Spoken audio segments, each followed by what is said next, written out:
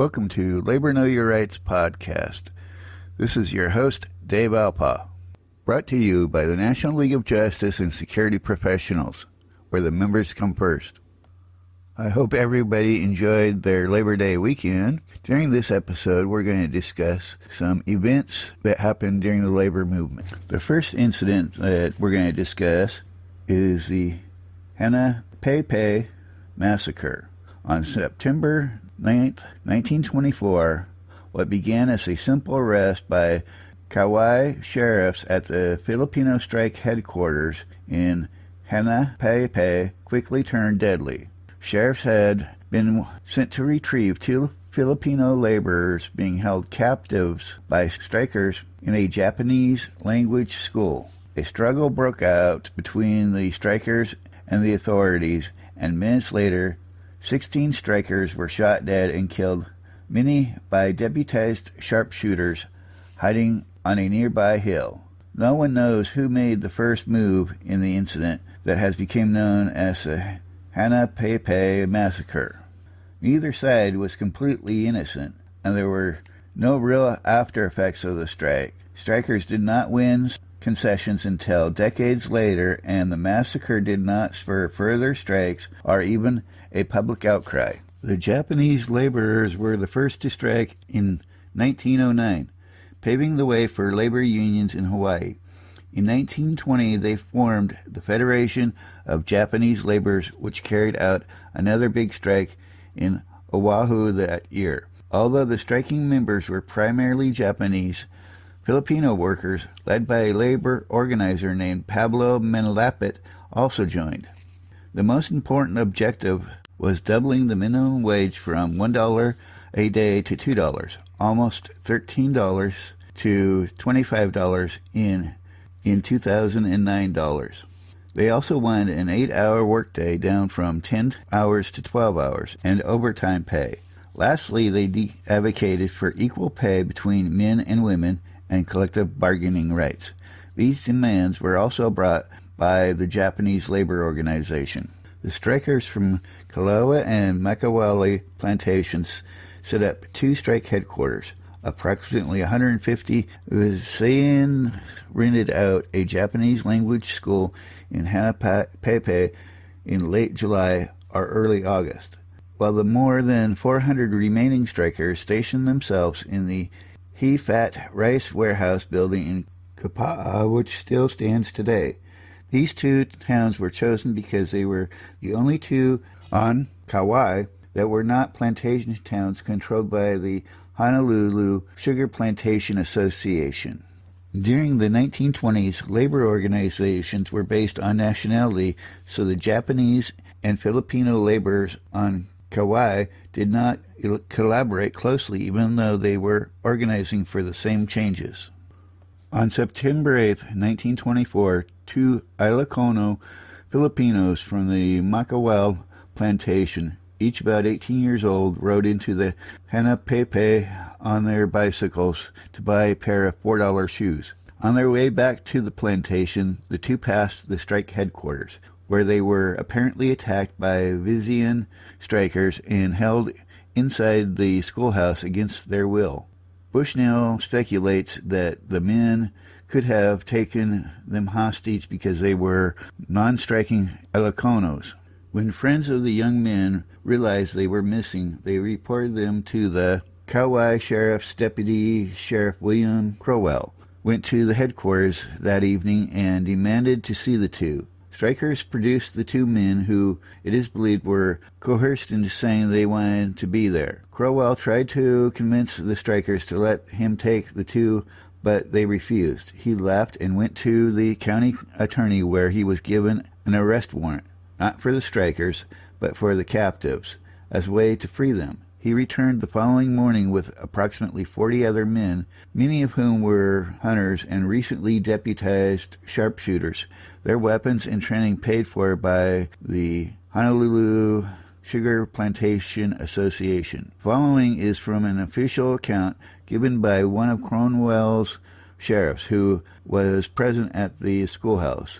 Crowell went in, showed the warrant, and demanded that the strikers turn over their captives. The two men were released and were leaving the schoolhouse grounds with Cromwell when some strikers began following and taunting them, waving their cane knives in the air threateningly. The sharpshooters fired upon the strikers when they saw the men try to attack Cromwell. The men shot dead 10 strikers in self-defense, while 4 sheriffs suffered casualties as a result of stab wounds. Cromwell himself was injured but survived. He was going to rescue the two and grabbed a hold of them and began to run. When they were chased by strikers, that's when the shooting started. They just started killing the Filipinos. The Hanapepe massacre derailed the Filipino labor movement. Though it may seem strange to us in 2017, there was no public outcry after the massacre, nor did it inspire any greater worker solidarity. It was not until 1946 that plantations accepted unionized labor with the recognition of the International Longshoremen and Warehouse Union. The ILWU organized during World War II and struck the year the war ended, winning improved working conditions and higher pay. That's a long time later, though, a whole generation after the strike in 1924. I would like to send a special thank you to Mika Tyler, who helped me with the Hawaiian pronunciations, even though I still butchered them. Our next one is the Bisbee deportation of 1917. On July 12, 1917, Watson and 1,185 other men were herded into filthy boxcars by an armed vigilante force in Bisbee, Arizona, and abandoned across the New Mexico border. The Bisbee deportation of 1917 was not only a pivotal event in Arizona labor history, but one that had an effect on labor activities throughout the country. What led to this course of action by the Bisbee authorities? Arizona in the early 1900s was home to huge copper mining operations. The managers and engineers controlling these mines answered primarily to Eastern stockholders. During World War I, the price of copper reached unprecedented heights, and the companies reaped enormous profits. By March of 1917, copper sold for 37 cents a pound. It had been 13.5 at the outbreak of World War I in 1914. With 5,000 miners working around the clock, Bisbee was booming. To maintain high product levels, the pool of miners was increased from an influx of Southern European immigrants. Although the mining companies paid relatively high wages, working conditions for miners were no better than before the copper market crash in 1907 to 1908. Furthermore, the inflation caused by World War I increased the living expenses and eroded any gains the miners had realized in salaries. The mining companies controlled Bisbee not only because they were the primary employers, but because local businesses depended heavily on the mines and miners to survive. Even the local newspaper was owned by one of the major mining companies, Phelps Dodge. Prior to 1917, union activity had repeatedly been stifled. Between 1906 and 1907, for example, about 1,200 men were fired for supporting a union. Conversely, the Bisbee Industrial Association, an alliance that was pro-company and anti-union, was easily organized around the same time. Finally, in 1916, the International Union of Mine, Mill, and Smelter, formerly the Western Federation of Miners, successfully enrolled 1,800 miners. The Industrial Workers of the World, IWW, presence in Arizona was also increasing. Founded in 1905, the IWW never recruited more than 5% of the trade unions in the country, but many others were exposed to its ideas. Some of the IWW tactics, such as advocating slowdowns and sabotage, were of great concern to the controlling interests. In addition, the IWW adopted 2 successful recruiting practices. They actively recruited miners from minority groups. As a result, the IWW was particularly successful recruiting busy Mexican workers who were routinely given lower-paying jobs outside of the mine. The IWW was also successful recruiting Southern European immigrants who were allowed in the mines but given lower-paying jobs. On June 24, 1917, the IWW presented the Bisbee mining companies with a list of demands. These demands included improvements to safety and working conditions, such as requiring 2 men on each machine and an end to blasting in the mines during shifts. Demands were also made to end discrimination against members of labor organizations and the unequal treatment of foreign and minority workers. Furthermore, the unions wanted a flat wage system to replace sliding scales tied to the market price of copper. The copper companies refused all IWW demands, using the war effort as justification. As a result, a strike was called, and by June 27th, roughly half of the Bisbee workforce was on strike. The Citizens Protective League, an anti-union organization formed during a previous labor dispute, was resurrected by local businessmen and put under the control of Sheriff Harry Wheeler. A group of miners loyal to the mining companies also formed the Workmen's Loyalty League. On July 11th, secret meetings of these two so-called vigilante groups were held to discuss ways to deal with the strike and the strikers. The next day, starting at 2 a.m., calls were made to loyalty leaguers as far away as Douglas, Arizona. By 5 a.m., about 2,000 deputies assembled. All wore white armbands to distinguish them from other mining workers. No federal or state officials were notified of the vigilantes' plans. The Western Union Telegraph Office was seized, preventing any communications to the town. At 6:30 a.m., Sheriff Harry Wheeler gave orders to begin the roundup. Throughout Bisbee, men were roused from their beds, their houses, and the streets. Though armed, the vigilantes were instructed to avoid violence. However, reports of beatings, robberies, vandalism, and abuse of women later surfaced. 2 men died during the roundup. James Brew shot loyalty leaguer Arson McCrae after warning McCrae he would shoot anyone who attempted to take him. Brew was in turn shot and killed by men accompanying McCrae. The vigilantes rounded up 1,000 men, many of whom were not strikers or even miners, and marched them 2 miles to the Warren Ballpark. There they were surrounded by armed loyalty leaguers and urged to quit the strike. Anyone willing to put on a white armband was released. At 11 a.m., a train arrived and 1,186 men were loaded aboard boxcars inches deep in manure. Also boarding were 186 armed guards. A machine gun was mounted on the top of the train. The train traveled from Bisbee to Columbus, New Mexico, where it was turned back because there was no accommodations for so many men. On its return trip, the train stopped at Hermanus, New Mexico, where the men were abandoned. A later train brought water and food rations, but the men were left without shelter until July 14th, when U.S. troops arrived. The troops escorted the men to facilities in Columbus. Many were detained for several months. Several months after the deportation, President Woodrow Wilson set up a federal mediation commission to investigate the Bisbee deportation.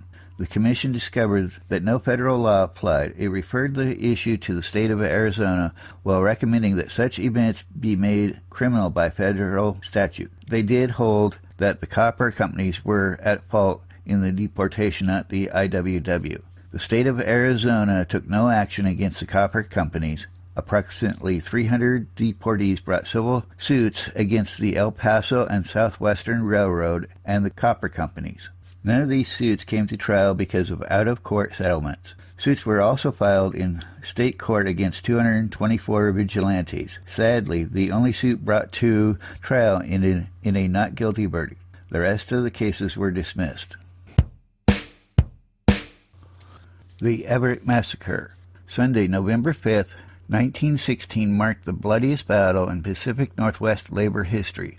On that day, about 300 members of the Industrial Workers of the World, the IWW, boarded the steamers Verona and Callista from Seattle and headed north towards Port Gardner Bay. The IWW, or Wobblies, planned a public demonstration in Everett that afternoon, to be held on the corner of Hewitt and Whitmore, a spot commonly used by street speakers. Hoping to gain converts to the dream of one big union, the Wobblies began street speaking in Everett during a local shingles weavers strike. Encountering brutal suppression by local law officers, free speech soon became the dominant issue. The number of demonstrators and the violence of the response from law enforcement grew as the weeks wore on. On November 5th, word reached Everett that a group of armed anarchists was coming to burn their town. 200 citizen deputies, under the authority of Snohomish County Sheriff Donald McRae, repel the invaders. The Verona arrived first. Pulling in alongside the dock, McRae asked, "Who is your leader?" When he was told, "We are all the leaders," he informed passengers that they could not land. A single shot was fired, followed by minutes of chaotic shooting.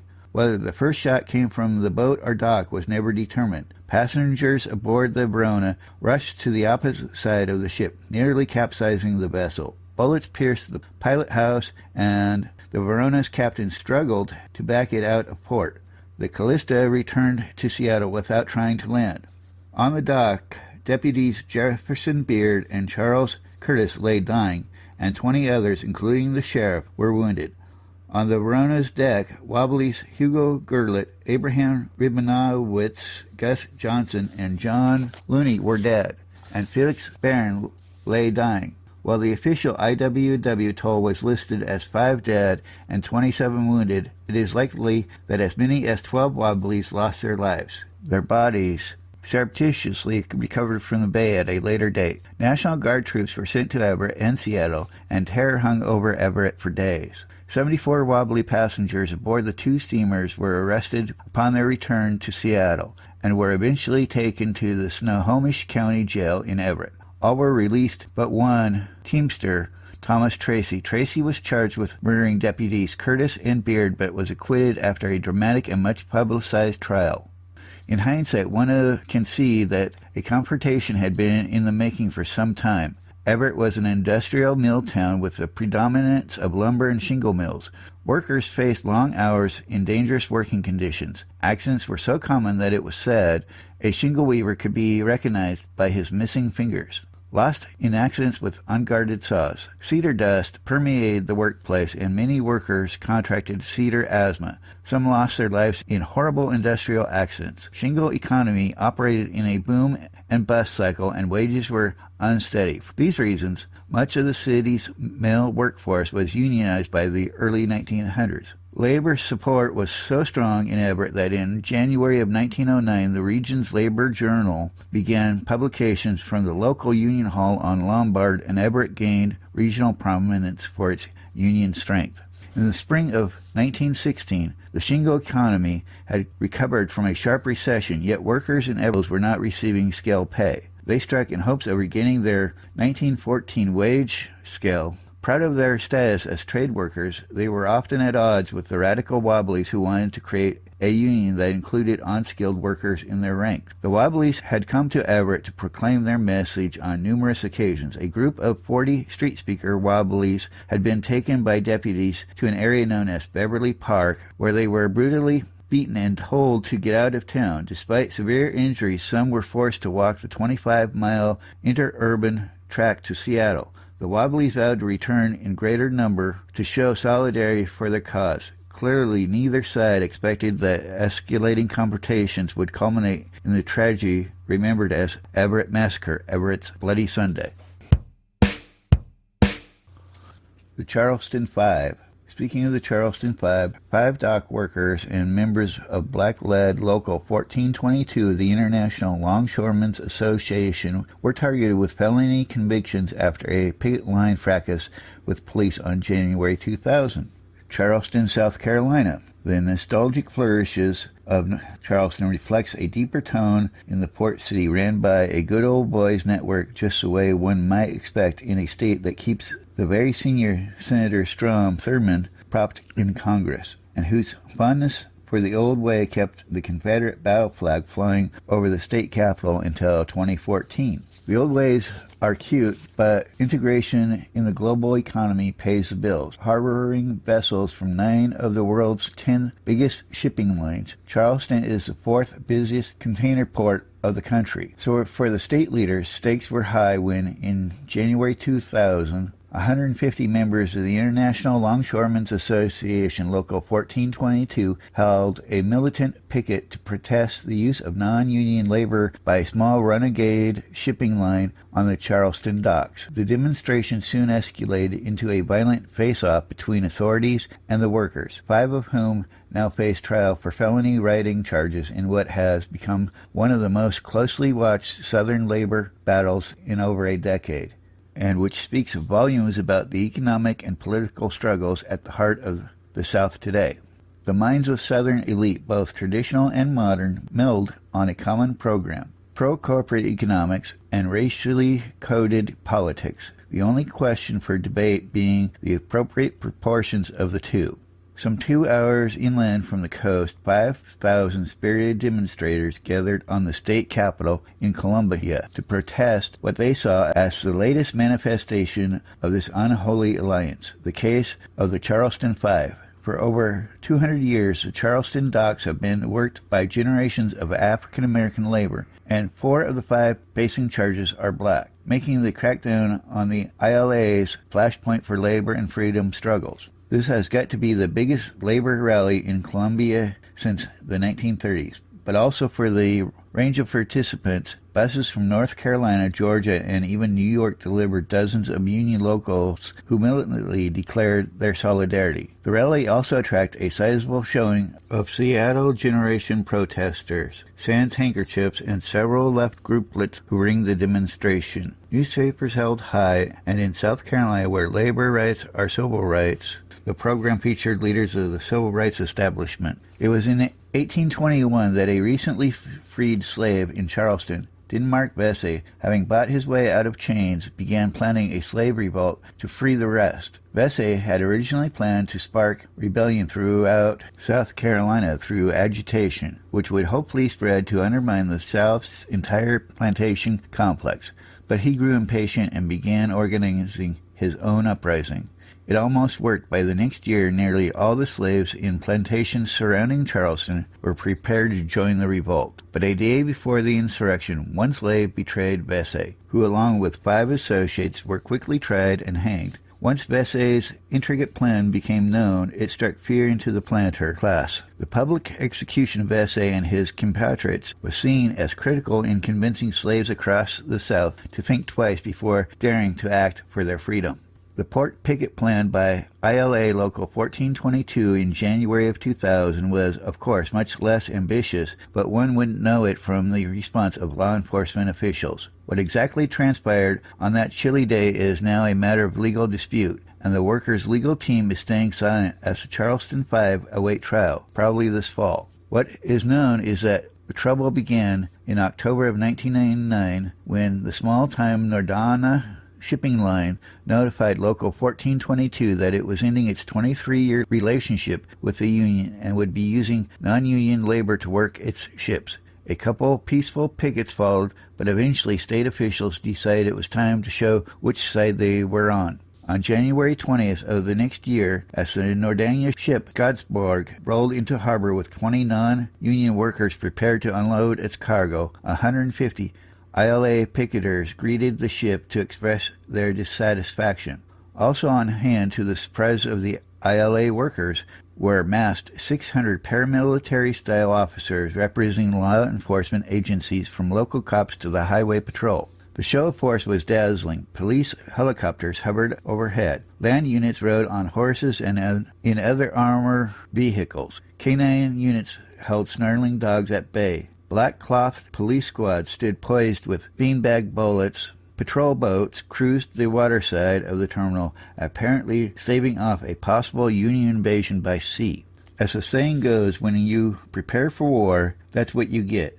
Some say a longshoreman made the first move, trampling a local cop's foot. Others say the cops pushed into the group of picketers first. Whatever the spark, the fight was on. Although given the imbalance in numbers and firepower, the fracas was fairly brief. All in all, the skirmish itself was a relatively minor footnote in the nation's history of bloody labor battles. What the Charleston longshoremen could not have calculated in the role political ambition would play in determining their fate. namely the political ambitions of South Carolina's Attorney General, Charlie Condon.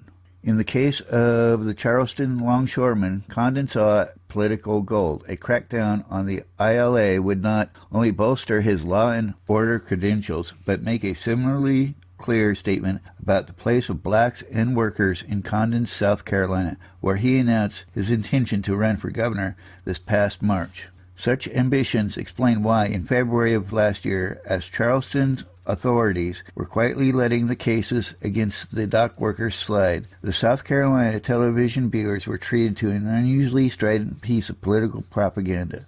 The state singled out what were to become the Charleston Five and served them with a laundry list of charges including felony rioting, conspiracy to riot, 2 assault cases, and resisting arrest. As for Nadanya, they joined with WSI, a stevedoring company that supplies the non-union workers, to sue Local 1422 and their sister union, Checkers and Clerks Local 1771, for $1.5 million in alleged financial losses. But last April, the union bargained with Nordana to establish a new small boat agreement which holds union wages level, but which loosens union standards for hours and staffing levels. Back on the Charleston waterfront, the port is still humming. The dock workers of Local 1422, including the Charleston Five, are back at work, loading and unloading the fortunes of the global South. But the city seems haunted by a new consciousness of labor's power to shape shipping port economics, by fear of what this power, tied to freedom and worker struggles the world over, may spell for the South's future.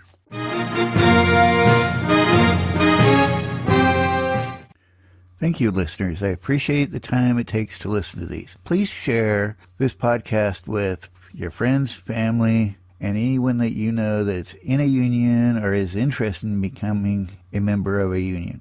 We can be reached at www.laborknowyourrights.com, all one word. Also on Facebook, YouTube, Twitter. You can also reach us at laborknowyourrights@gmail.com. Any suggestions on future episodes, questions, ideas, or just you want to say hi or thank you, feel free to contact us there. And to wrap this one up, I'd like to thank our sponsor, the National League of Justice and Security Professionals, where the members come first.